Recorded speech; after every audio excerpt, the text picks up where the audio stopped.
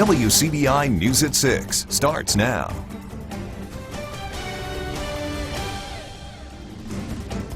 The Oktibbeha County Board of Supervisors hires help for legal hurdles involved with the OCH Regional Medical Center process. Good evening, everyone. Thank you for joining us. Supervisors this morning voted 3-2 to hire Butler Snow out of Jackson to be the board's legal representation. WCBI's Jory Talley was at the board meeting this morning.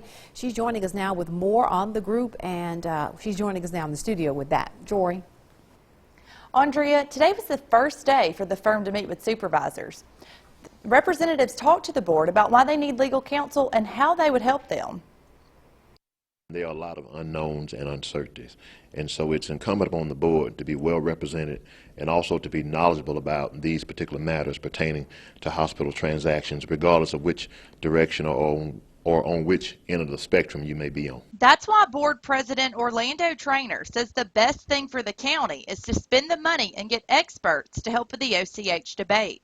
The first step is to make sure everybody knows where the issue stands right now. To see exactly where are they in the process, you know, what do they think they want to do as far as the next step. We want to make sure that everything they've done up to date fits within the statutory requirements so that, you know, we don't have anything we've got to correct, if you will. And I have no reason to think that there's any issues. Decisions on how to handle hospital sales or leases are among the most complicated, with thousands of details to consider. Employment matters, you've got retirement matters, you've got existing contracts, you've got outstanding debt issues that you have to look at. You've got this, you know, probably most importantly, just the statutory procedure that public entities have to go through. There's certain steps they have to take. While supervisors wrangle with how and who will steer any possible sale or lease, OCH administrators say the uncertainty is hurting the hospital. We've had some employees who have already left because of, you know, the uncertainty. We've had some problems with physician recruitment. A couple of physicians have even refused to even consider coming to Starkville as long as this cloud is hanging over. We need this behind us. That's part of where Butler Snow comes in. They hope to be able to advise the board on how to handle the talks. Currently, it looks like a citizens group is gathering signatures to force a public vote on the sale or lease of OCH. Andrea? All right, Jory Talley in the studio with that story. People who have a lot to say about the Columbus Police Department will finally get their chance tonight. The consultant hired to evaluate the Columbus Police Department begins his series of meetings with the people served by the department. Dr. K.B. Turner of Turner Enterprises met with police officers privately last week. Now it's time to listen to residents. That meeting is about to begin at the Townsend Community Center. That's where we find our Quentin Smith live with more on that. Quentin? Andrea, this is the first meeting that Dr. K.B. Turner will have with the public, and tonight he'll be speaking with the residents who live in Ward 1. And during the meeting, Dr. Turner will talk with residents just about any concerns or recommendations that they might have for the police department, and just talk about things they'd like to see done to help make things more safer here in Columbus. And now this meeting is set to begin at 6:30 right here at the Townsend Community Center. And WCBI will be covering this, and coming up tonight on WCBI News at 9 and 10, we'll have more from the meeting. We'll also hear from residents and find out what they have to say. But for now, reporting live in Columbus, Quentin Smith, back in the studio. All right, Quentin, thank you for that report. And WCBI's Joy Barnes is moderating tonight's meeting. An assault in Starkville has police there asking for help. Starkville police hope surveillance video will help them track down 2 restaurant patrons who left without paying and assaulted an employee. It happened Thursday at La Terraza restaurant on Eckford Drive. Police say the 2 people in this video left the restaurant without paying, and when an employee followed them to the parking lot, they struck the worker with a vehicle as they were leaving the property. Police did not have an update on the employee's condition. They tell us also the men were driving a white sedan. If you recognize the people in this video, call Starkville Police or Golden Triangle Crime Stoppers. Authorities are trying to figure out what caused a Sherman man to barricade himself inside his mobile home after firing shots at officers. It was about 1:30 this afternoon when officers were called to 168 2nd Avenue to investigate reports of shots being fired there. Neighbors told police that James Sheldon Adams was acting erratically and firing weapons. When police got there, Adams allegedly shot through a window at officers, and that's when the standoff began. The Tupelo SWAT unit was called out and could not make contact with Adams. About 4 o'clock, SWAT team members fired tear gas into the residence, and Adams surrendered. Sherman Police Chief Joel Spellin says Adams has had run-ins with the law before.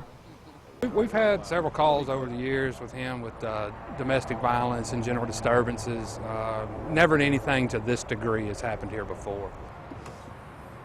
Now, the chief is not sure what charges will be filed right now. Other agencies assisting Sherman PD included the MBI along with Lee, Union, and Pontotoc County Sheriff's Departments. Tupelo police are investigating a shooting that happened Sunday night. It was about 9 o'clock when officers were dispatched to the 200 block of Rankin Boulevard. Officers say one person was struck by gunfire. That victim was treated and released. No word on any arrest or a motive for the shooting. The incident happened at a home. Police expect to release more details as they become available. Anxious residents in one Tupelo neighborhood say it's time to put surveillance cameras in a local park that was the scene of a shooting several days before Christmas. A high school football player was left paralyzed after being shot at Theron Nichols Park on December 22nd. Another person was also hit. He was treated and released. It happened as a group was playing basketball there at the park. Since that time, the Southern Heights neighborhood has been on edge.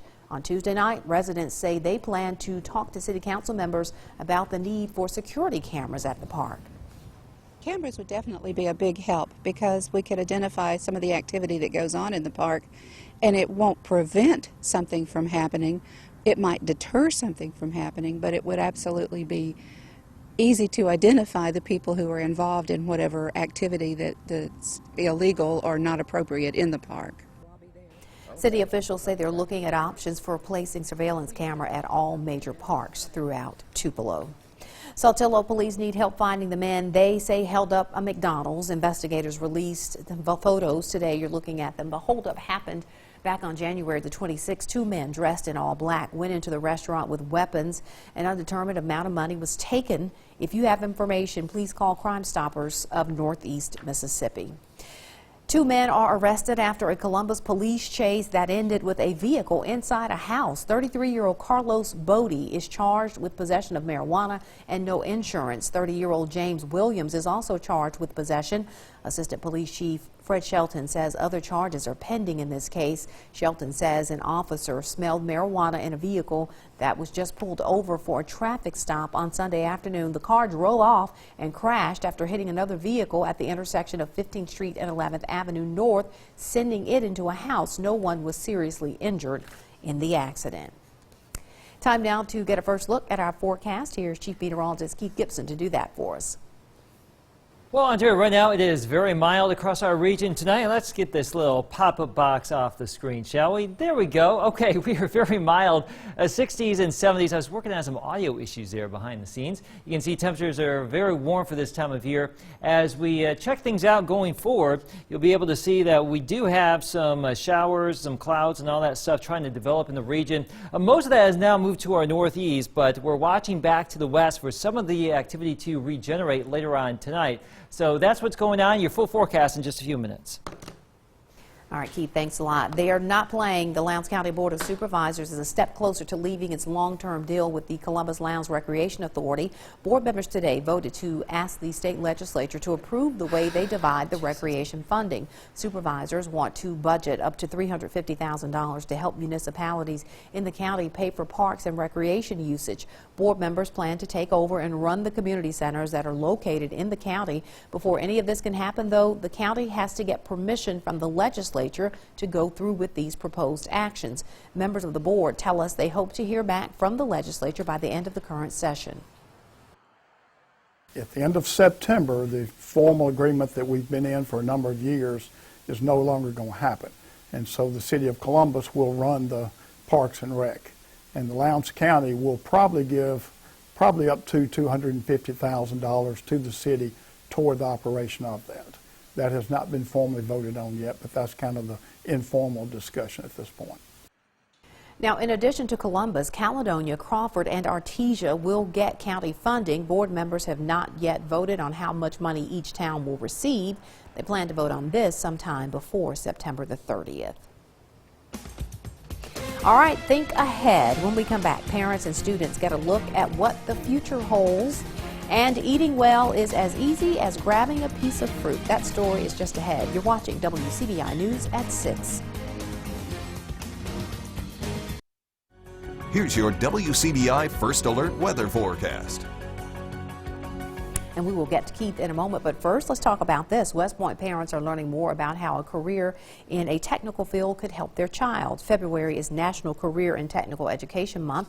West Point CTE hosts an open house today for 9th grade parents in Clay County. 8 programs are offered at the school. The goal is to help students and their parents see other courses that are offered outside the typical classroom. A lot of people still see VOTEC and not career technical education. The classes are a lot more advanced. There's a lot of hands-on activities, and we just want them to know that we can offer their students some good classes outside the academic world. And these tours were scheduled so that students can prepare for their schedules for the next school year. An apple a day. Students at West Oktibbeha Elementary School are learning the health benefits of apples. To kick off the school's Smarter Lunchroom movement, the students sampled 3 varieties of apples today and talked about how they benefit the body. West Elementary was selected as the pilot school for the district to participate in this program. The goal is to help these kindergarten through 5th grade students make better choices when they're in the cafeteria. For the whole month of February, we'll be serving apples in the cafeteria in different forms and different varieties. So today in the cafeteria, we're serving grapples. In the classroom, we're talking about just the different variety of apples that are in the stores and the different types of nutrients these apples would have. And the students will sample a different fruit or vegetable each month until the end of the year. The school district is partnering with MSU Extension Service for the Smarter Lunchroom movement. Ooh, I love apples. I could go for an apple right now, but let's talk about weather. 58 degrees tonight. Storms will be possible late tonight. This evening, nice and quiet. Enjoy it, but there is a risk for some severe weather, primarily during the first half of our Tuesday. The full forecast is next.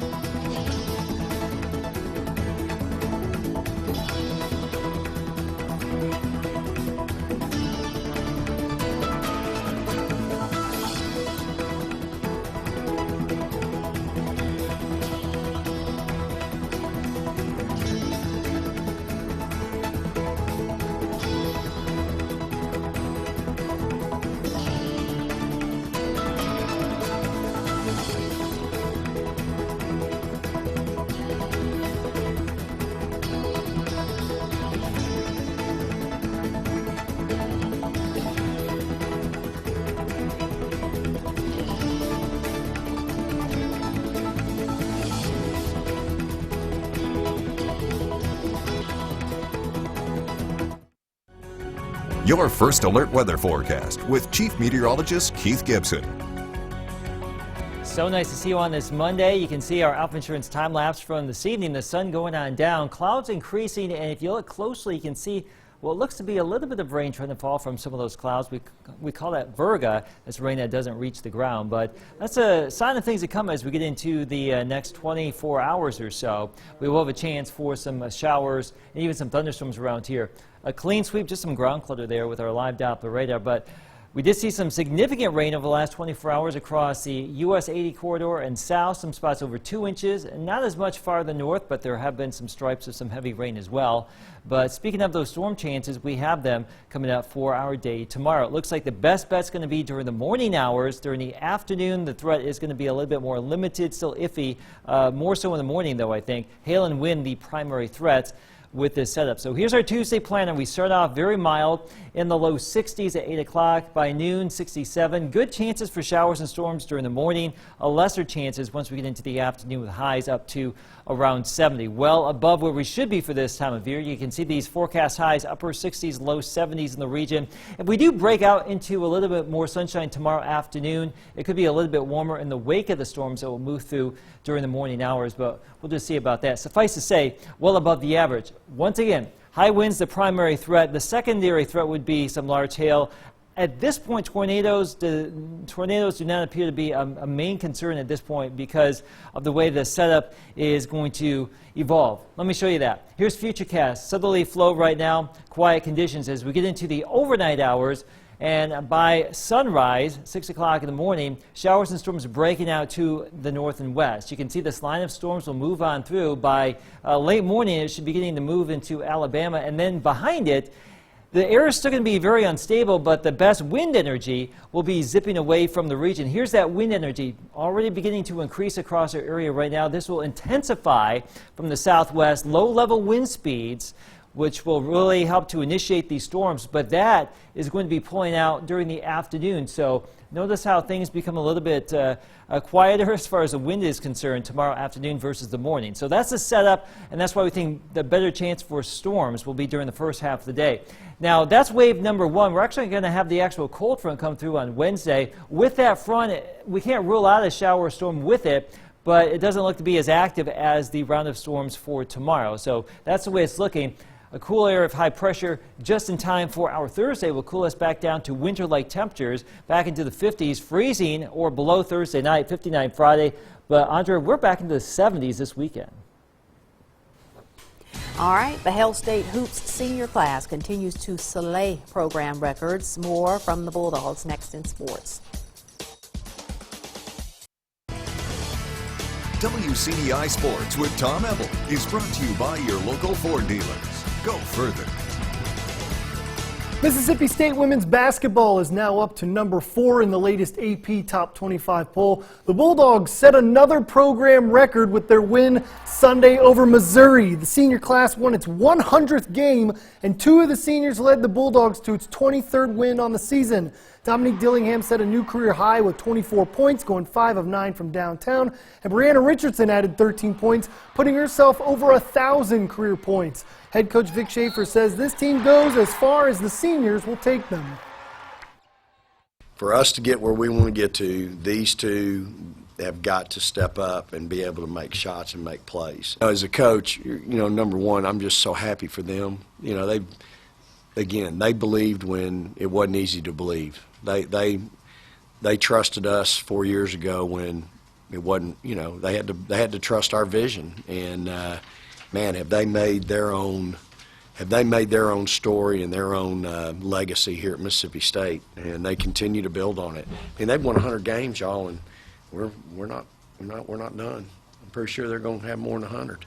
I'm glad that the 4 of us believed in our coaches and just the university, and I think just it's amazing how the program has evolved over these 4 years, and it's just amazing to see just how everything's coming together, and I'm going to love watching it grow from here.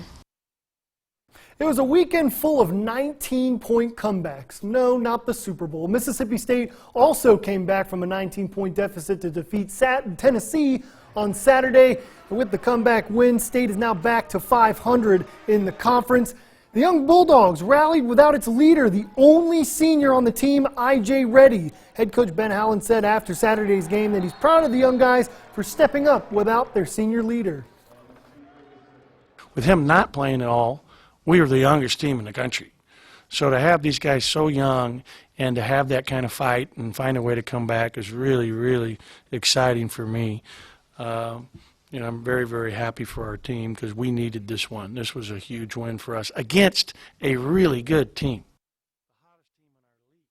Speaking of I.J. Reddy, Coach Howland said today that Reddy remains day-to-day, and not only is he dealing with the leg injury that's kept him out for the past couple games, he's now dealing with a back injury he suffered in practice. Let's take a look at the SEC men's standing. There we go. Kentucky drops from their all-needed top spot and slept-on team in the SEC. South Carolina is now number 1 in the SEC men's bracket. And there, look at the bottom. Mississippi State and Ole Miss now back toward the top half of the standings. Both of those teams are playing some good basketball, especially Ole Miss at the moment. We'll keep an eye on them coming up on Wednesday. And then toward the bottom half, a couple of these teams, Mississippi State and Ole Miss, will be finding throughout the week for SEC play. And let's go take a look at what we got coming up this week in SEC basketball. Tonight, as of right now, Ole Miss taking on Florida in Gainesville. Last time I checked, Florida was up, but both teams got out to a fast start offensively. Mississippi State traveling to Auburn on Tuesday. Ole Miss trying to stay hot. They'll take on Tennessee on Wednesday. And Mississippi State women, they'll be back in action against Vanderbilt at the Hump. So big week of basketball. We're getting down to the stretch. It's like 2 weeks before baseball starts. Wow. Basketball's almost done, so it's all going football's officially over for a little while, isn't it? Probably until spring, and then we're going to talk about spring practice. Of course we will. Football never ends. You're exactly right. All right, when we come back, Keith will have a last look at our forecast. Stay with us.